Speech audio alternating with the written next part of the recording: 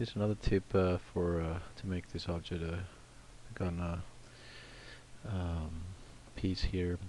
Just do a very simple like surface treatment, and then we'll let it go. So probably the other components you can, the person in charge of doing this can take care of the rest. I would suggest starting with surfaces and a cylinder. And remember, you know, the famous, let's go Control A to get rid of that.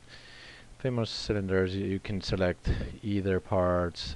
So the way to actually work with the whole thing is by selecting in the side, or by going to the outliner here, shortcut, and selecting here to get everything.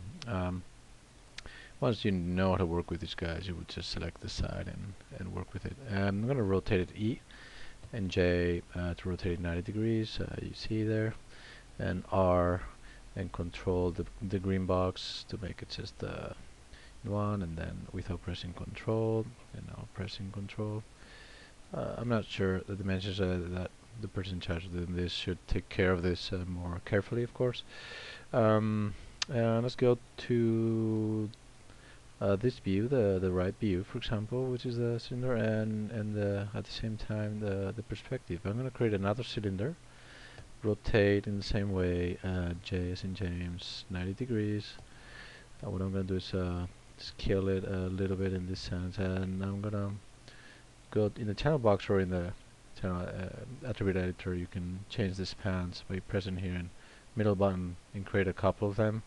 You see how it created two more lines, and what this allows us is to do some deformations afterwards, similar to how we work with polygons, but also we can do it very easily with NURBS, no, with surfaces. Let's also scale a little bit. I think it's a little bit big. Great, and I'm going to move it vertical to whatever position we want it, like here. I'm gonna pretty much do this like a boolean here operation. Okay, I'm gonna take it here and probably a little bit bigger in this direction. I'm gonna make it big so we can see this, and what I'm gonna do is right click on the object, say control vertex, and select this vertex and press control in this.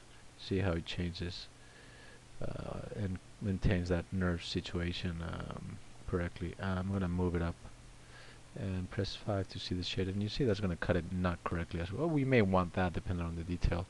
We'll probably want to take it up and down depending on, you know, how our piece is.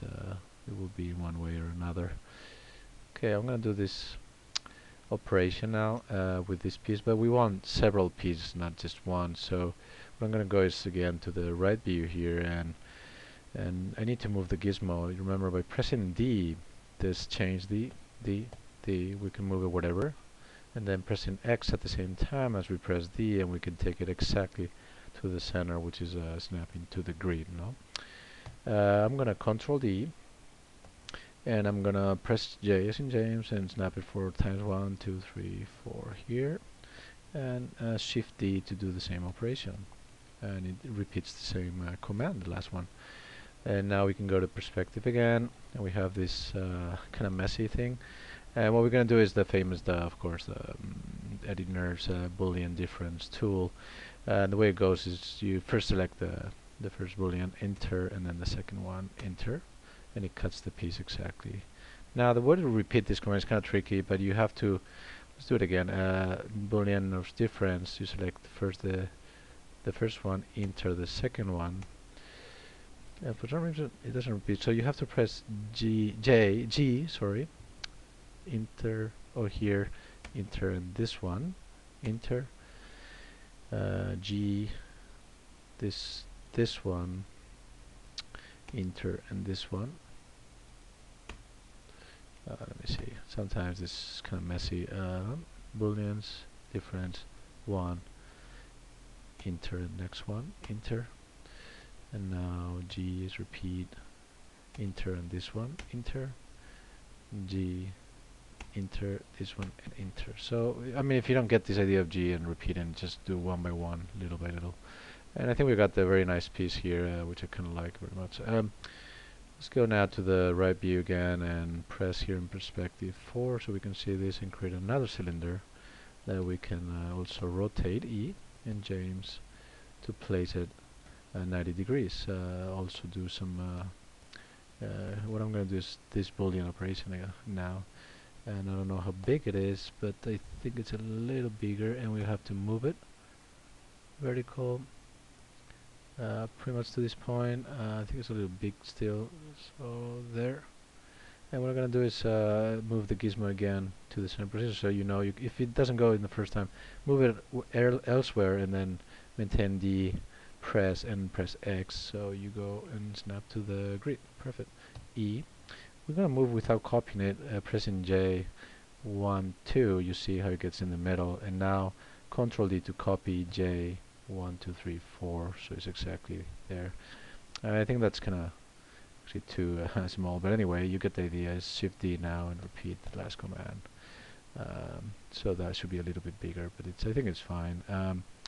Now, as you can see, if I go to perspective, these guys in the middle are quite too small, so we probably want to just select this, which is our Boolean operation, and of course you should always maintain the layers correctly, and say Control H, select all these guys. Not like that, by the way, selecting them here, and R to do that. If I do the opposite, selecting them here and press R, you see how everything gets messed, because basically Maya thinks that you're trying to select independent pieces. So if you want the whole piece, you either select here and shift here and shift here, you know, and you do it correctly, or you select them here in the outliner, one, another one, and there you go. I'm gonna make them bigger and turn on my my piece, and I'm gonna do now the Boolean operation 5 to shade it, and again surface editors, Booleans, difference, this one, enter this one,